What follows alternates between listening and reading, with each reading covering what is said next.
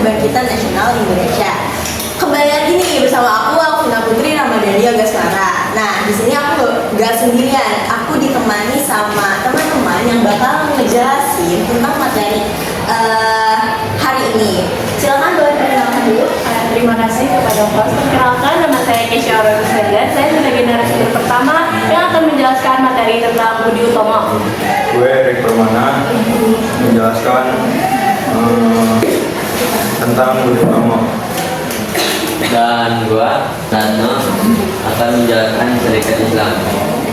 Oke, itu dari Keisha, Erik, sama Ratno.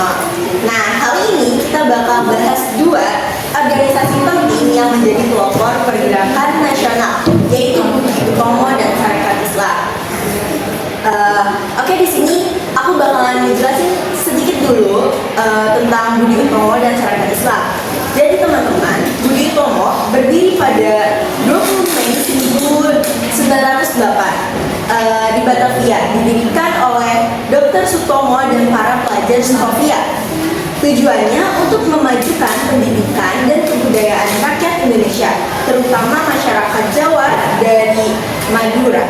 Dari sinilah muncul kesadaran bahwa bangsa Indonesia harus bersatu untuk maju. Karena itu 20 Mei diperingati sebagai Hari Kebangkitan Nasional. Setelah itu pada 1911 berdirilah Syarikat Islam di Solo, didirikan oleh Haji Samanhudi. Awalnya untuk melindungi pedagang pribumi, tapi berkembang jadi pergerakan besar di bawah host Cokro Aminoto. Syarikat Islam memperjuangkan keadilan, persatuan, dan kesejahteraan rakyat, serta berhasil menggerakkan banyak orang seluruh Indonesia. Oke, itu kan pendapat dari aku. Nah, aku mau dong pendapat dari narasumber pertama, narasumber kedua, dan narasumber ketiga tentang Budi Utomo dan Syarikat Islam. Kalau menurut aku ya, Budi Utomo itu merupakan tonggak awalnya kebangkitan nasional. Kenapa? Karena Budi Utomo ini merupakan organisasi modern pertama yang muncul, yang menyatukan pelajar dan kaum terpelajar untuk memajukan bangsa, tapi bukan melalui kekerasan ya, tetapi melalui pendidikan. Kalau menurut gua, Budi Utomo memang berperan besar dalam membangkitkan semangat persatuan. Tapi gerakannya masih bersifat terbatas pada kalangan priai Jawa sehingga belum sepenuhnya merangkul seluruh rakyat Indonesia. Meskipun begitu, keduanya sepakat bahwa berdirinya Budi Utomo menjadi langkah penting yang membuka jalan bagi lahirnya organisasi-organisasi pergerakan nasional berikutnya. Menurut gua, Syarikat Islam adalah organisasi rakyat pertama berskala nasional di Indonesia yang menggabungkan semangat ekonomi dan agama, terus politik. Dari sinilah lahir kesadaran bahwa rakyat harus bersatu melawan penjajah dan memperjuangkan kemerdekaan. Oke teman-teman sejarah, itu pendapat tentang Budi Utomo dan Syarikat Islam. Kita lanjut. Menurut kamu, kenapa penting banget mempelajari organisasi awal seperti Budi Utomo dan Syarikat Islam? Menurut aku itu penting banget karena untuk kesadaran para pemuda zaman sekarang untuk lebih bisa tidak menyepelekan tentang pendidikan, karena pada zaman Budi Utomo itu organisasi ini kan berdiri karena kurangnya pendidikan ya di sana. Jadi Budi Utomo ini lahir, mereka organisasi ini mencakup pendidikan dan kebudayaan. Di zaman dulu itu pendidikan itu sangat susah. Nah, untuk kesadaran aja pemuda-pemudi sekarang untuk tidak menyepelekan pendidikan. Oke, menurut Eri, apa yang kamu tahu tentang masa sebelum kedua organisasi ini muncul? Sebelum munculnya organisasi ini, rakyat Indonesia hidup terpecah-pecah. Belum ada rasa kebangsaan dan masih terikat sistem feodalisme serta penjajahan Belanda. Oke, kalau menurut Ratno, hidup di masa itu, apa yang kira-kira membuat tertarik untuk ikut organisasi seperti mereka? Kalau gue hidup di masa itu, gue akan tertarik bergabung karena ingin memperjuangkan nasib bangsa, meningkatkan pendidikan, dan membebaskan rakyat dari penindasan. Wah, keren ya. Kalau gitu, yuk kita masuk ke penjelasan mengenai Budi Utomo. Narasumber satu bisa dijelaskan bagaimana sih latar belakang dari Budi Utomo ini? Oke, terima kasih kepada MC. Di sini aku akan menjelaskan tentang Budi Utomo. Jadi sebelum kita untuk dapat memahami Budi Utomo ini kenapa bisa lahir, kita harus melihat dulu kondisi Indonesia pada awal abad ke-20-an. Di mana pada awal abad 20 itu kita tuh Indonesia ini masih di bawah penjajahan penjajahan Belanda, di mana rakyat hidup menderita, terus pendidikannya juga terbatas, lalu ekonomi lemah, dan hak-hak rakyat itu sangat dibatasi oleh pemerintah Belanda pada saat itu. Nah, benar banget tuh. Tapi sekitar tahun 1901, pemerintah Belanda mulai menerapkan politik etis atau dikenal juga sebagai politik balas budi. Kebijakan ini didorong oleh pemikiran bahwa Belanda punya utang moral kepada rakyat Hindia Belanda karena selama berabad-abad sudah dieksploitasi olehnya. Politik etis ini mempunyai 3 program kerja utama, yaitu edukasi atau pendidikan, irigasi pengairan, dan imigrasi perpindahan penduduk. Nah, dari program edukasi ini muncullah pemuda sekarang tuh jadi membuka peluang untuk pribumi sekolah gitu. Nah, dari sinilah munculnya kelompok priai terpelajar, generasi muda yang mulai berpikir secara kritis tentang nasib bangsanya. Salah satu pusat pendidikan saat itu adalah Sofia atau Sekolah Kedokteran untuk Pribumi di Batavia. Dan dari sekolah inilah lahir gagasan besar bernama Budi Utomo. Nah, kita sudah flashback ke Indonesia pada abad 20-an. Nah, di sini Budi Utomo ini berdiri pada tanggal 20 Mei 1908 di Batavia ya, atau yang sekarang tuh dikenal sebagai Jakarta. Budi Utomo ini berdiri di salah satu ruang kelas Sofia oleh seorang pelajar bernama Sutomo bersama teman-temannya Gunawan Mangkusomo, Cipto Mangkusomo, dan lainnya yang mendirikan Budi Utomo. Nama Budi Utomo sendiri berarti perbuatan leluhur atau budi yang mulia. Nama ini menggambarkan cita-cita pada dirinya, ingin mengangkat martabat bangsa melalui pendidikan, pengetahuan, dan persatuan.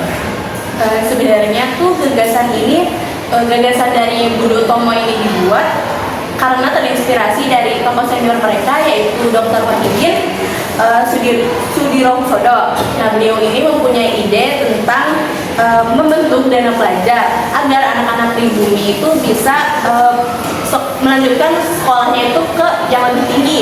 Nah, setelah gagasan ini disampaikan kepada siswa Sofia, mereka tuh ya semangat karena mereka tuh jadi pikirnya bangsa kita punya titik terang yang kita habis jadi sama Belanda, ya akhirnya bisa merdeka. Nah, jadi bisa dibilang juga Wahyudin sebagai penggerak semangatnya, sedangkan Sutomo dan teman-temannya ini sebagai penggerak yang menjadikan nyata.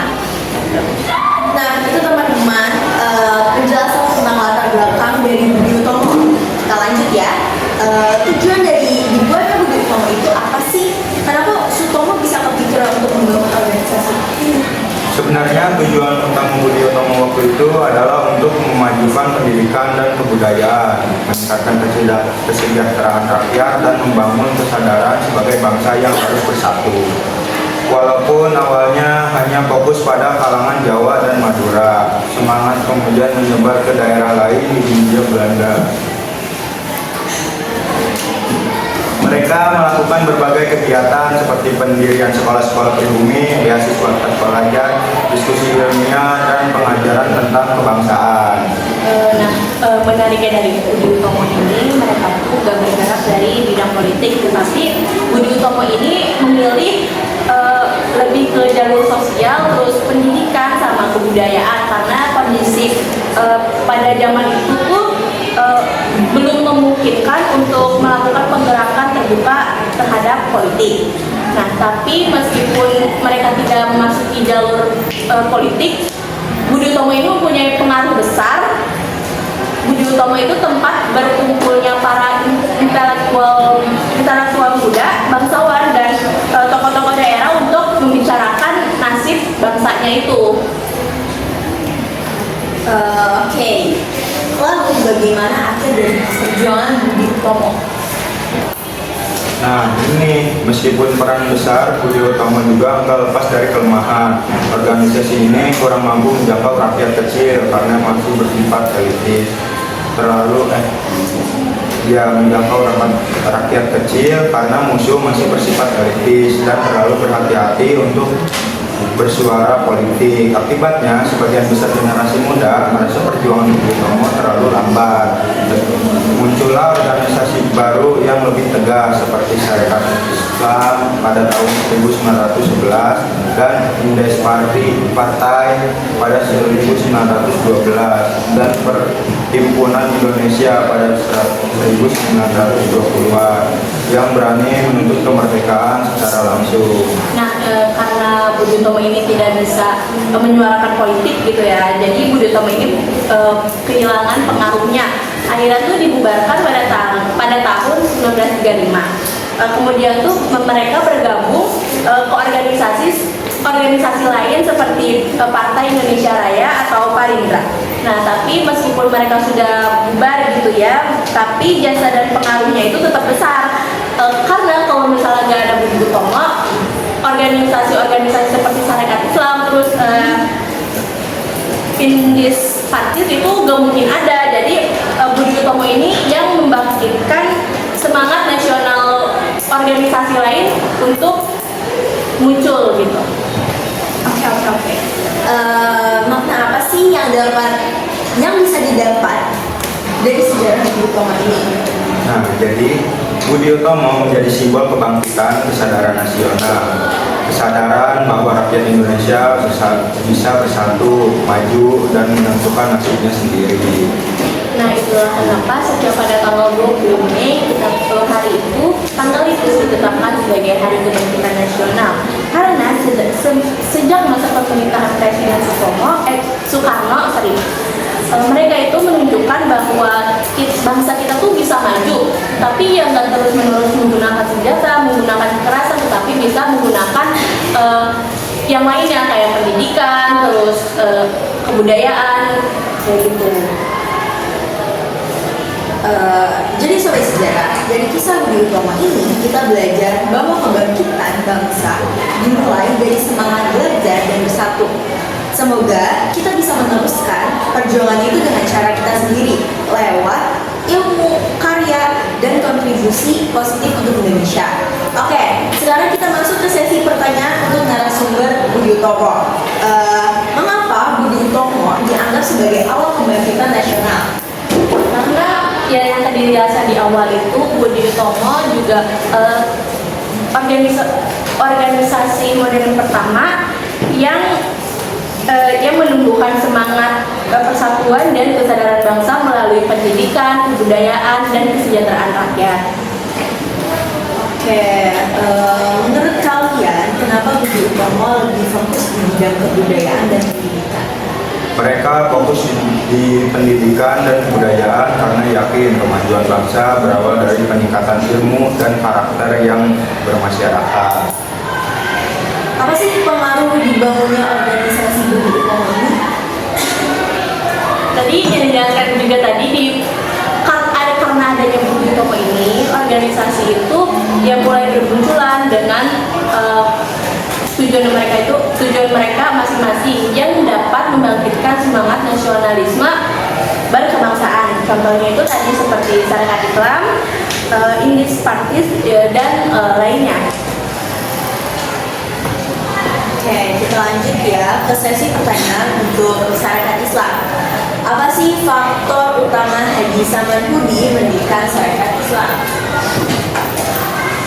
Awalnya, tujuan SDI ini sangat sederhana untuk melindungi para pedagang batu pribumi dari monopoli dan persaingan tidak adil dengan pedagang Tionghoa yang didukung Belanda. Jadi, perjuangan Sarekat Islam berawal dari ekonomi bukan politik. Seiring waktu, PDI semakin besar dan pengaruhnya meluas ke berbagai kota di Jawa. Untuk memperluas keanggotaan dan memperkuat semangat persatuan umat, namanya kemudian diubah menjadi Serikat Islam atau SI pada tahun 1912. Tokoh penting yang membantu perkembangan SI adalah Haji Omar Said Cokroaminoto, seorang pemimpin karismatik yang kemudian dijuluki Raja Jawa tanpa mahkota. Di bawah kepemimpinannya, Serikat Islam berkembang pesat dan mulai bergerak di bidang sosial, politik, dan keagamaan. Serikat Islam menjadi organisasi rakyat terbesar pada masa itu. Bayangin aja, anggota SI mencapai ratusan ribu. Bahkan pada puncaknya sekitar 2 juta tersebar di berbagai daerah loh. Mereka mengadakan rapat umum, ceramah keagamaan, kegiatan sosial, dan menggarap kepentingan rakyat kecil. Itu juga mengajarkan pentingnya persatuan umat Islam, keadilan sosial, dan perlawanan terhadap penindasan kolonial. Namun, seperti organisasi lainnya, Serikat Islam juga menghadapi tantangan. Pada tahun 1917, munculnya kelompok radikal dalam tubuh pengaruh ide komunisme dipimpin oleh Temuan dan Darsono di Semarang.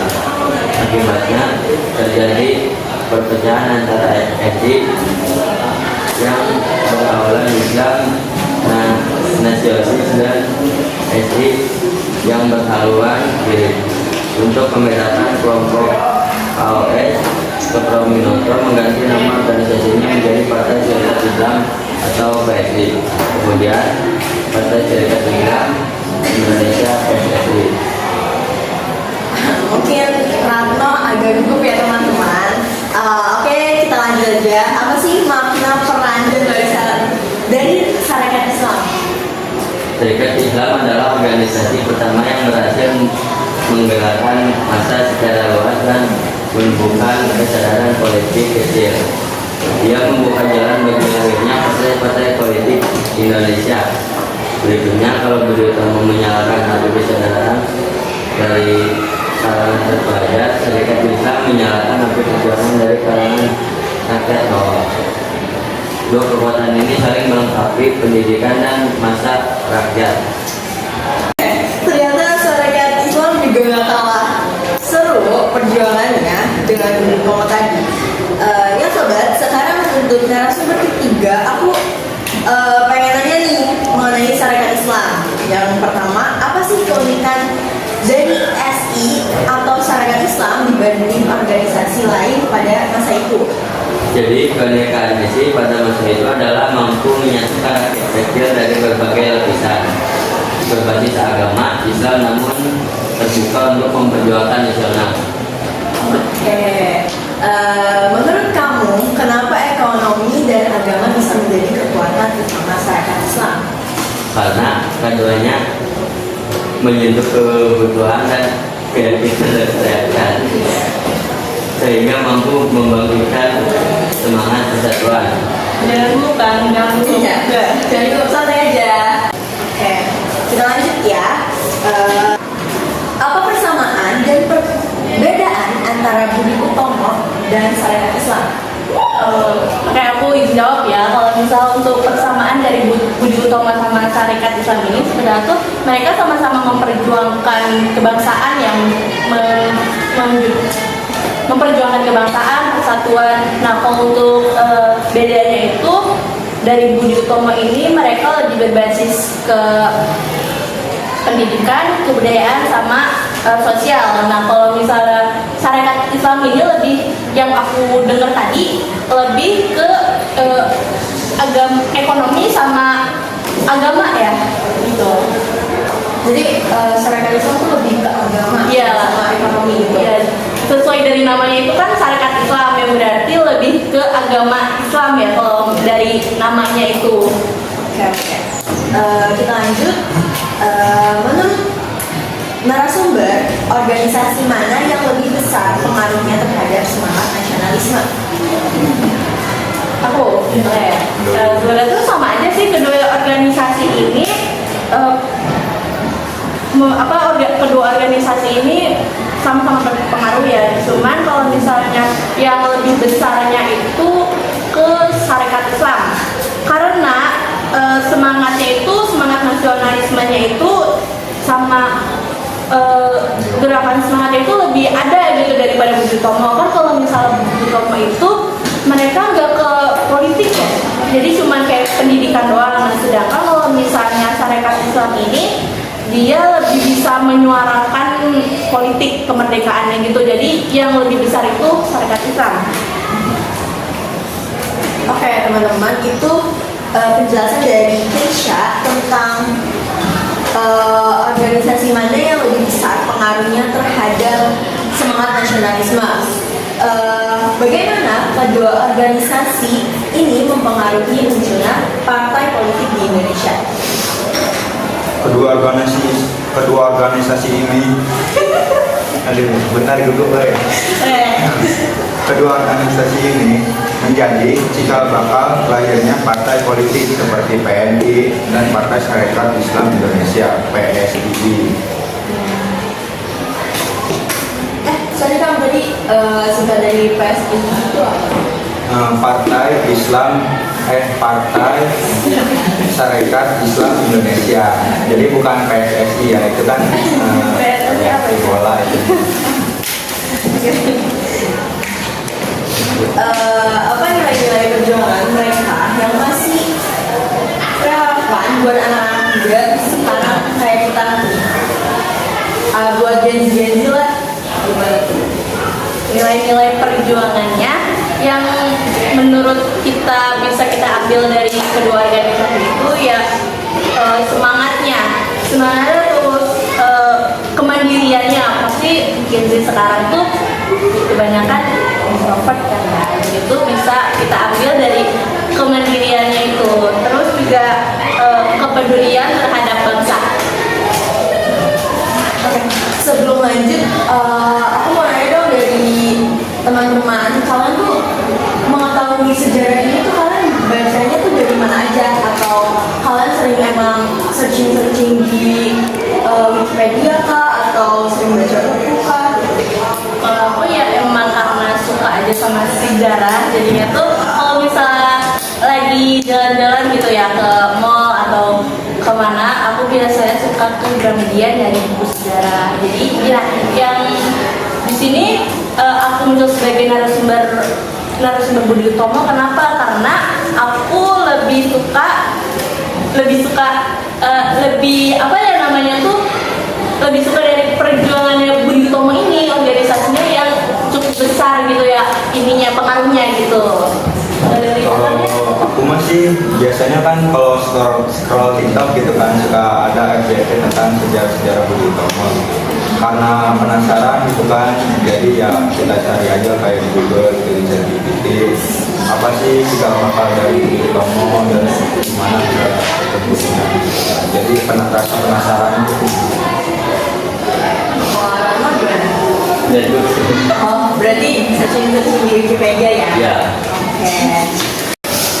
Mungkin yang Rata ini agak gugup ya teman-teman. Jadi tadi dia agak terbata-bata sama kayak Oke, kita lanjut. Apa yang bisa kita pelajari dari semangat tokoh-tokoh pendiri Budi Utomo dan Sarekat Islam? Kita bisa belajar semangat kepemimpinan, keikhlasan, berjuang, dan tekad memperbaiki nasib bangsa dengan cara damai dan terdidik. Aku boleh nanya nggak nih, terdidiknya itu maksudnya gimana? Ya, jadi kita itu kayak kan organisasi Budi Utomo itu kan kayak membangun sekolah-sekolah gitu kan.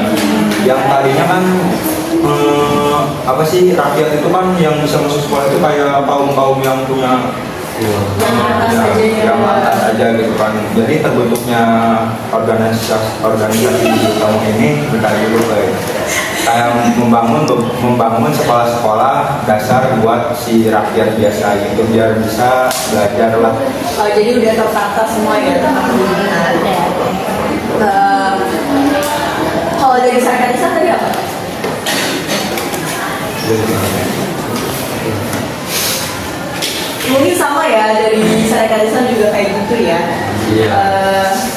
kita lanjut. Kalau kamu bisa membuat organisasi seperti mereka di masa yang sekarang nih, di masa yang dimana mungkin agak susah buat membangkitkan semangat pemuda-pemuda sekarang. Fokusnya akan di bidang apa dan kenapa? Aku mau jawab ya, karena sekarang kita ini Gen Z, ya pastinya kita tuh lebih sering jalan-jalan ya keluar ya. Jadi ya. Jadi kalau misalnya Betul. sorry.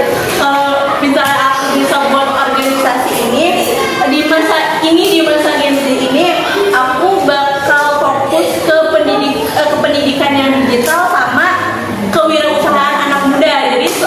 Jadi hasil dari jualannya ini bisa dipakai jalan-jalan yang tadi dibilang itu paling suka sama jalan-jalan. Terus juga biar lebih bisa mandiri sama inovatif.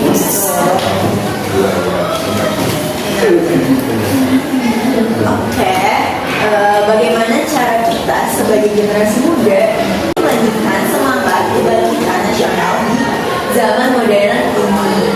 Cara melanjutkan semangat dari kebangkitan nasional adalah dengan belajar dan bersungguh-sungguh, terus berkontribusi positif di masyarakat, terus menjaga persatuan dan menggunakan teknologi untuk memajukan bangsa. Oke, ternyata udah di akhir podcast hari ini. Terima kasih buat Keisha, Eri, dan Ratno udah bersedia untuk menjadi narasumber materi sejarah hari ini. Terima kasih juga kepada Alvina sebagai host pada episode kali ini yang telah mengundang kita bertiga untuk menjelaskan, memberi pengetahuan kepada audiens yang ada di rumah. Nah, sobat sejarah, itu dia kisah lengkap dua organisasi besar, Budi Utomo dan Sarekat Islam, pelopor kebangkitan nasional Indonesia.